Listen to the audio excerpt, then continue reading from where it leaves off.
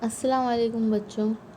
आज हम 10वीं जमात के सबक सिया रोशनी, इसके क्वेश्चन और आंसर, इसका हमने पहले पार्ट 1 देखा था और पार्ट 2 भी हमने वीडियो में आपको बताया था। उसके बाद जो बचे हुए क्वेश्चन आंसर्स हैं तो आज हम उसे सॉल्व करेंगे। तो सरगर्मी नंबर 1 है, यहाँ पे देखिए, ख़त कशीदा की जगह इक़्तिबास में आए हुए अल्फाज इस्तेमाल करके जुमले दोबारा लिखिए।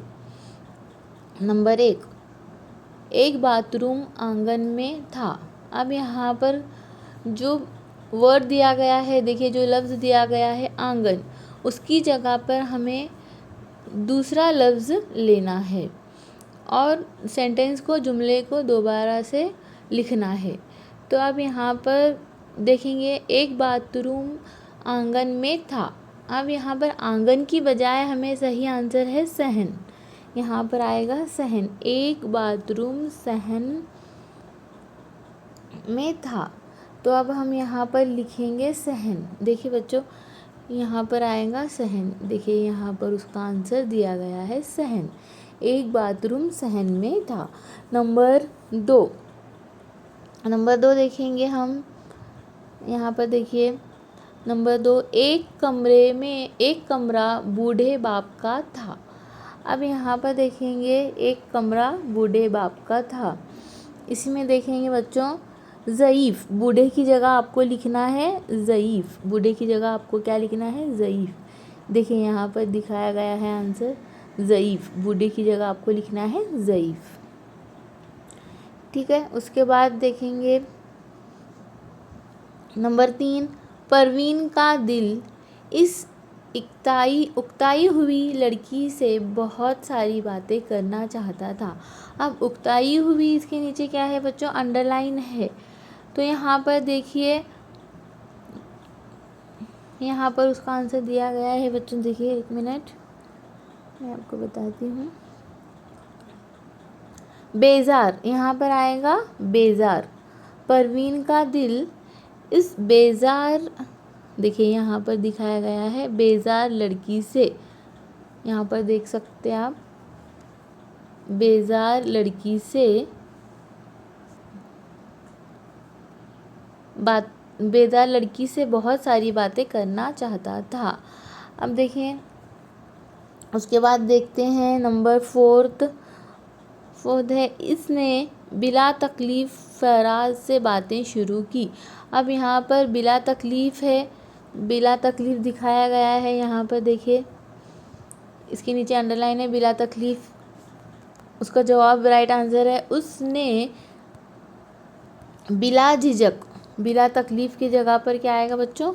बिला झिझक। देखिए यहाँ पर दिखाया गया है बिला झिझक। उसके बाद देखते हैं, सही मुतबादिल की मदद से जुमले मुकम्मल कीजिए। अब यहाँ पर हमें क्या करना है? सही मुतबादिल लेकर जुमले मुकम्मल करना है। 4 ऑप्शन दिए हुए हैं आपको और आपको क्या करना है? जुमले को मुकम्मल करना है, फिल इन द ब्लैंक, इस तरह से।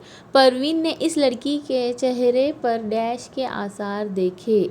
अब राइट आंसर है बच्चों यहाँ पर, परवीन ने इस लड़की के चेहरे पर बेजारी के आसार देखे।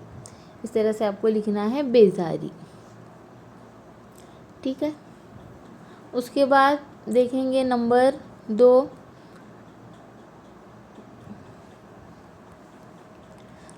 देखेंगे। देखिए, सयाहों के लिए इस ख़ानदान की खस्ता हाली, उनकी बेबसी एक डैश बन गई थी। अब देखेंगे यहाँ पर तफरी, राइट आंसर क्या आएगा बच्चों? देखिए यहाँ पर तफरी। सयाहों के लिए इस ख़ानदान की खस्ता हाली, उनकी बेबसी एक तफरी बन गई थी। इस तरह से आपको राइट आंसर लिखना है। अब देखिए बच्चों, उसके बाद देखते हैं हम नंबर 3, ज़िंदगी के ये तज़ादात परवीन के लिए डैश थे। अब देखेंगे यहाँ पर तज़ादात की जगह पर क्या आएगा? देखो बच्चों, ज़िंदगी के ये तज़ादात परवीन के लिए एक मुअम्मा थे। राइट आंसर आएगा मुअम्मा। ठीक है, उसके बाद देखते हैं क्वेश्चन नंबर 4।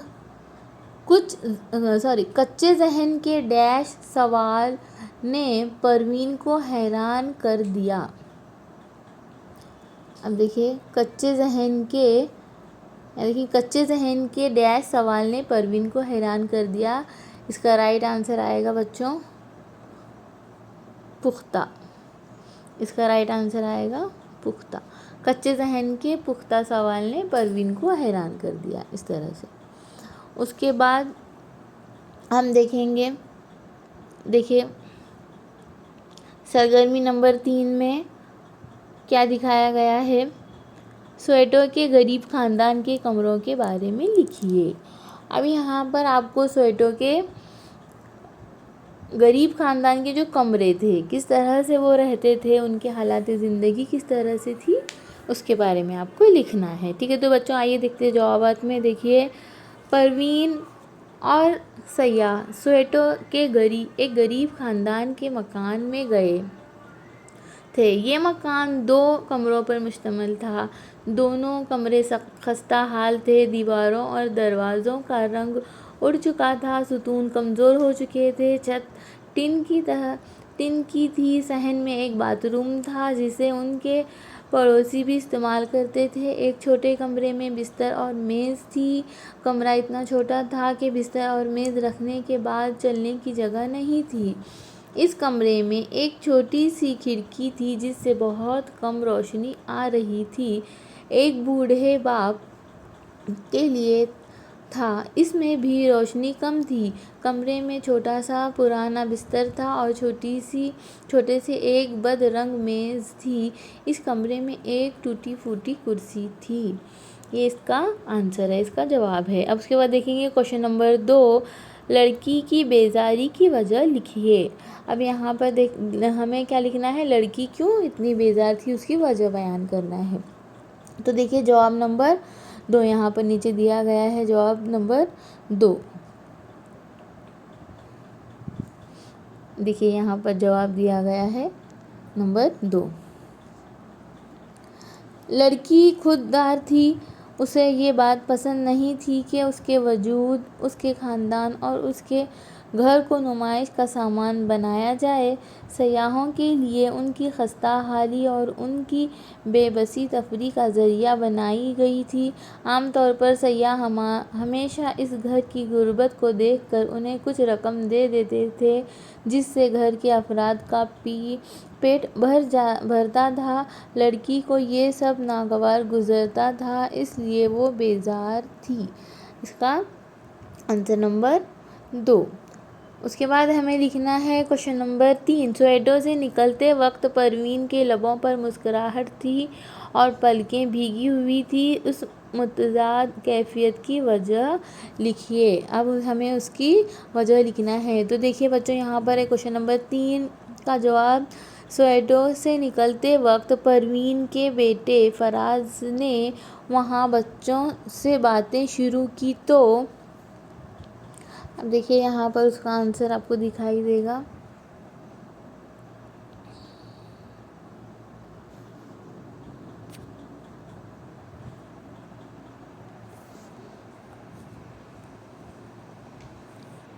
के इर्द गिर्द बच्चों का एक झुंड जमा हो गया। वो इनके साथ पुराने दोस्तों की तरह बातें कर रहा था।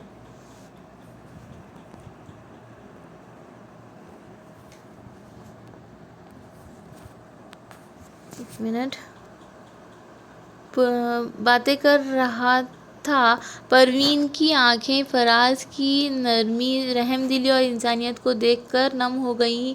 चूँकि फराज इन बच्चों का हीरो बन गया था, इसलिए परवीन के लबों पर मुस्कुराहट थी और इसकी खूबियाँ देखकर खुशी के मारे उसकी पलकें भीगी हुई थी। तो बच्चों आपको ये आंसर अपनी बुक में नोट डाउन करने हैं और वीडियो को पॉज करके लिख सकते हैं आप।